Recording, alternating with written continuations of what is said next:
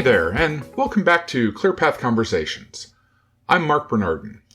In the last episode, we talked about what a path to green actually is and why every CSM needs one in their toolkit.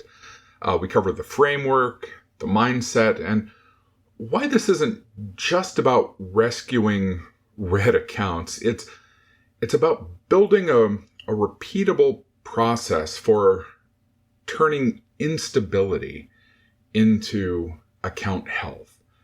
Now, today we're getting tactical because you can have the best recovery plan in the world, but if no one reads it, it doesn't matter.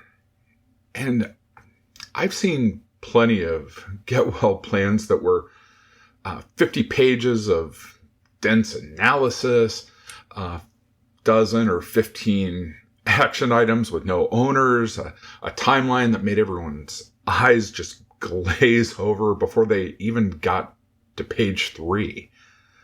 So in this episode, we're talking about how to write a get well plan that people actually read, and not just read, but understand, believe in, and act on.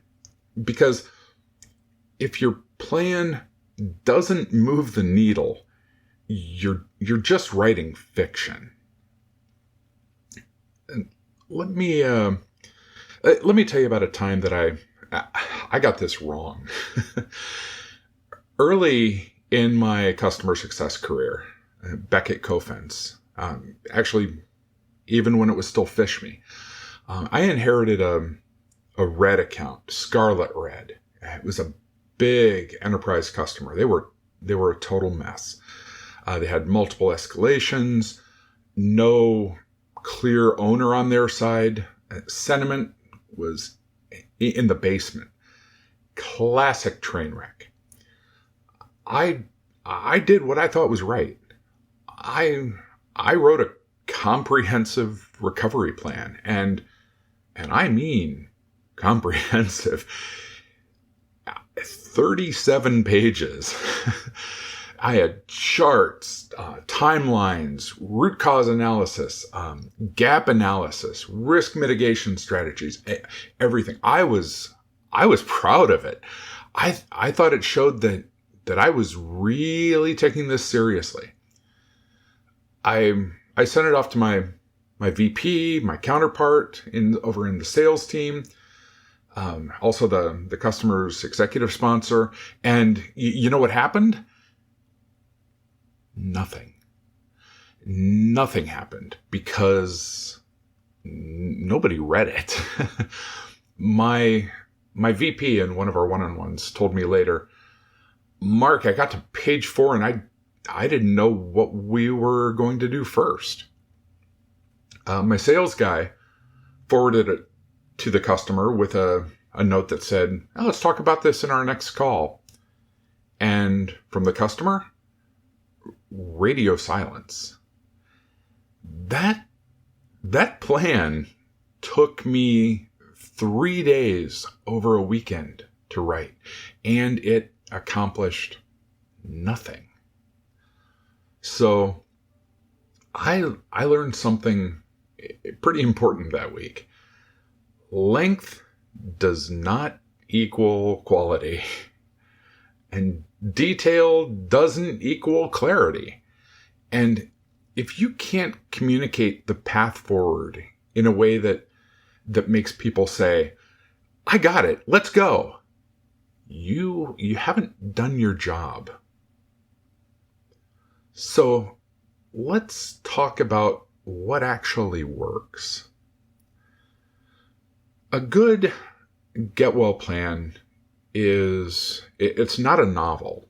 It's not a retrospective. It's not a dissertation on everything that went wrong. It's a roadmap. And like any good roadmap, it answers 3 questions. Where are we now? Where are we going? And what's the first step to get us there. That's it. Everything else is just noise. But here's where a lot of CSMs go sideways. They try to prove that they understand the problem by over-explaining it, kind of CSM-splaining, I guess. They try to cover every single possible scenario. They try to make the plan bulletproof by making it exhaustive. And in doing that, they make it useless. Because executives don't have time to read 37 pages. Your customer doesn't want to relive every mistake that got them there, and your internal team just wants to know what they're supposed to do next. So, the first rule of writing a get well plan is this. Start with the ending. No, not chronologically. I mean, start your document with the outcome that you're driving towards. Like, by the end of Q2, this account will have achieved the following: stable product usage, resolved escalations, executive alignment, and we'll have a clear path to renewal.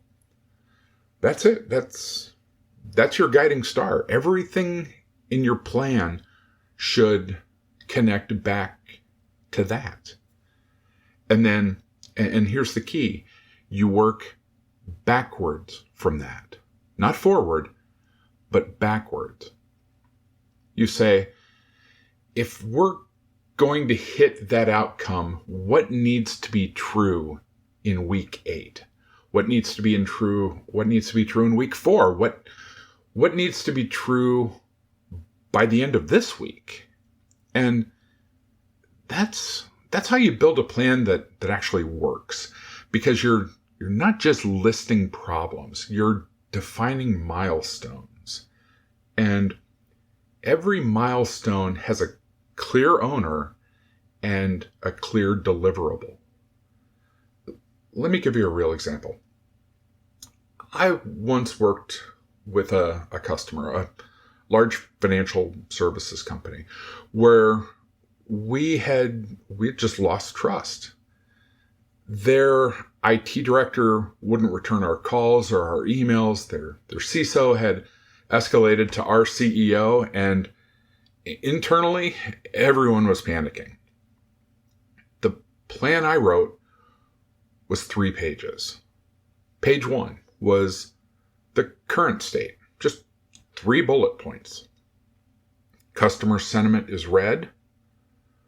2 critical bugs are unresolved, and executive sponsor is disengaged. That's it. No backstory, no blame game, just the reality. Page 2 was the path forward. It was broken into 3 phases. Phase 1 is stabilization. 30 days, your goal. Resolve the 2 critical bugs, restore communication, and deliver a public-facing status update every Friday. Phase 2 is remediation. 60 days out. The goal: rebuild the relationship with the IT director, schedule an executive business review, and document lessons learned. Phase 3 is reinforcement, 90 days out. Our goal here: deliver a roadmap alignment session, finalize the renewal timeline, and transition back to a standard cadence. Each phase had 3 to 4 specific actions. Each action had an owner. Each action had a due date. And then page 3, what we need from you. This was the ask. We need engineering to prioritize the bug fixes. We need sales to join the first executive call. We need leadership to approve a resource shift for the next 60 days. That was the whole plan. 3 pages. Send it to my VP, the sales guy, and the customer's CISO, and our engineering lead. within 24 hours, I had responses from all of them. And within a week, we had action. Why is that? Because it was clear. It was concrete, and it didn't try too much. That's the power of constraint. When you force yourself to be concise, you force yourself to be strategic. So here's what you really need in a get well plan that people will actually read. Number one is a 1-sentence summary, your elevator pitch, essentially. This plan outlines the steps to restore customer health and ensure renewal by the end of Q2. Put that right at the top. Make it bold. Make sure anyone who only reads the first paragraph knows what this is about.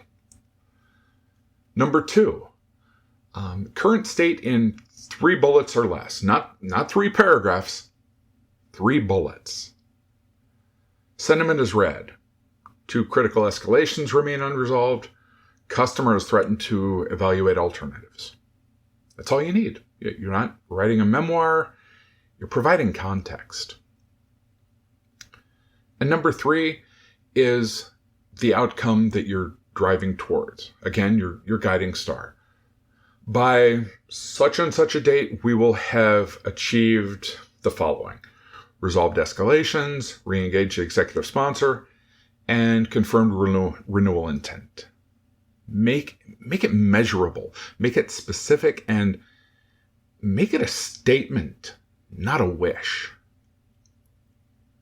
And number 4 is the phases. This is where you break down the work.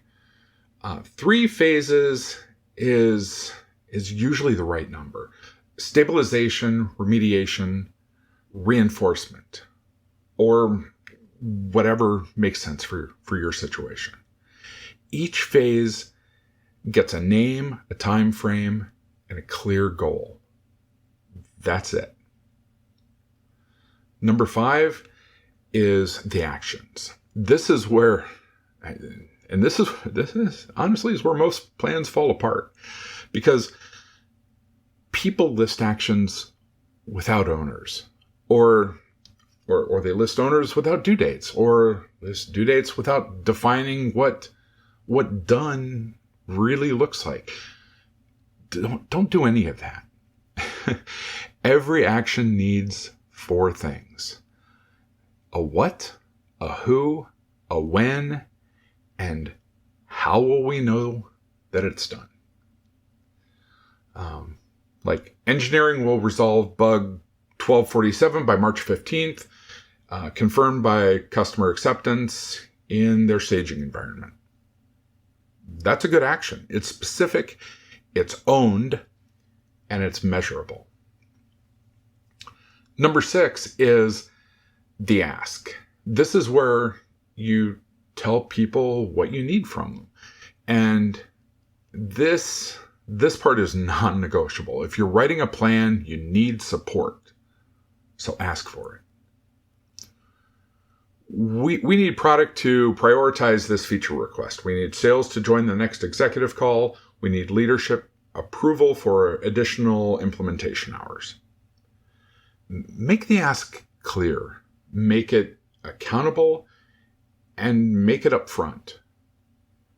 And finally, number 7 is the follow-up cadence.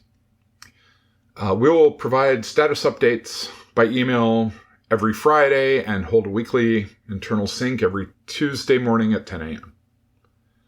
This is how you keep this plan alive, because plans die in silence. If you're not updating it, no one's going to believe that you're executing it. Now, here's what you don't need. You don't need a root cause analysis. Save that for the postmortem. Right now, you're focused on forward motion, not blame. You don't need a detailed project plan with dependencies and Gantt charts and everything. That's for you and your team to manage internally. Your get well plan is a communication tool, not a project management artifact. You don't need every possible scenario mapped out. You need the most likely path forward, and you can adjust that as you go along. And you definitely don't need 37 pages. If your plan is longer than 5 pages, you're doing it wrong. Because here's the truth. The people who need to read the plan they're busy. Your VP is managing dozens of accounts. Your sales counterpart is juggling multiple deals. Your customer's executive sponsor is busy running a business. They don't have time to read a novel. They need clarity. They need confidence. And they need to know that you've got this. So give them a plan that respects their time and gives them what they need to say yes. Let me give you one more example. At Palo Alto Networks, I was working with a large retail customer. I can't name them, but think big national footprint. And we had a situation where their deployment had stalled. They'd purchased a significant expansion, but it wasn't being implemented. And the clock was ticking down on their renewal. Their IT lead was frustrated. Our sales team was nervous. And internally, everyone had a different theory about what went wrong. I could have written a 10-page analysis. I could have done a deep dive into every misstep, but instead I wrote a 2-page plan. Page 1, current state. Deployment is 90 days behind schedule. Customers evaluating alternatives. Renewals at risk if we don't deliver results by the end of the quarter. The path forward was phase 1, get deployment back on track. Assign dedicated engineer for 2 weeks, weekly customer sync to track the progress, and clear the blockers by the end of the month. Phase 2 was to demonstrate value. Schedule executive business review to show ROI, provide case study from similar customer, and confirm roadmap alignment. Phase 3 was to close renewal. Sales and CS jointly present renewal terms, address pricing concerns up front, and lock in signature by the end of Q3. Then page 2 was the actions. 6 specific actions, each with an owner, a date, and a clear deliverable. And then the ask. We need engineering to commit a senior resource for 2 weeks. We need sales to negotiate renewal terms before the EBR. We need leadership to approve a discount if necessary. Sent the plan on a Tuesday. By Thursday, we had sign off from engineering, sales, and my VP. By the end of the quarter, we had completed the deployment, held the EBR, and closed their renewal. The plan worked, again, because it was simple. It was clear. And it gave people exactly what they needed to move forward. That's what a good get well plan does. It removes ambiguity. It creates alignment, and it gives everyone involved a shared understanding of what success looks like. So here's my challenge to you. The next time you're facing a red account or a situation that needs a recovery plan, don't write a thesis. Write a roadmap. Keep it to 3 pages or less. Lead with the outcome. Break it into phases. Make the actions clear and make the ask upfront. And then here's the important part. Follow through.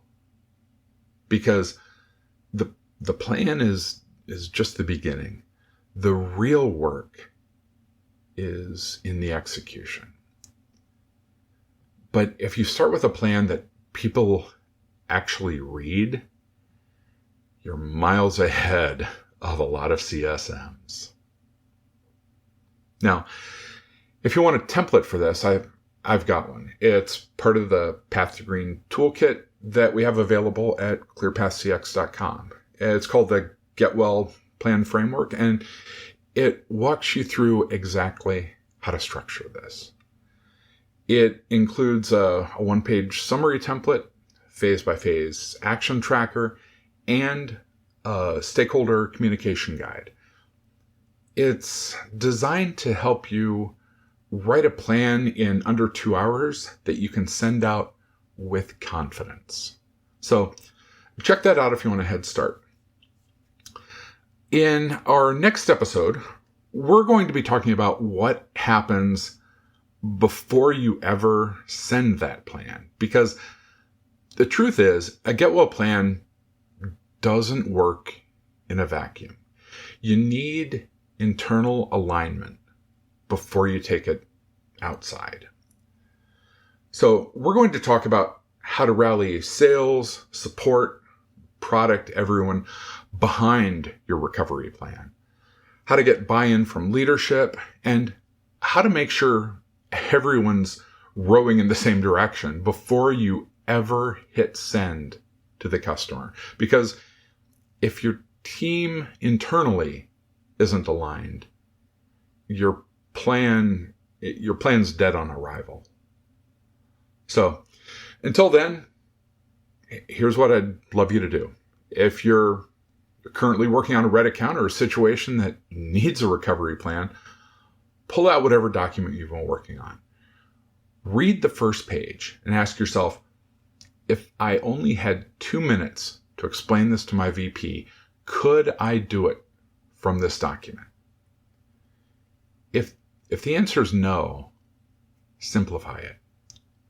Cut the backstory, lead with the outcome, make the actions clear, and make sure that every single person who reads it knows exactly what they're supposed to do next. That's the work. Follow the show on your favorite platform. Visit clearpathcx.com to grab the Get Well Plan framework, as well as other resources. And also connect with me on LinkedIn at linkedin.com/in/Mark Bernardin. If this episode helped you rethink how you approach recovery planning, drop me a message. I read every single one. Thank you for being here. Thank you for doing this work. And thank you for showing up and delivering every single day. I'll talk to you soon.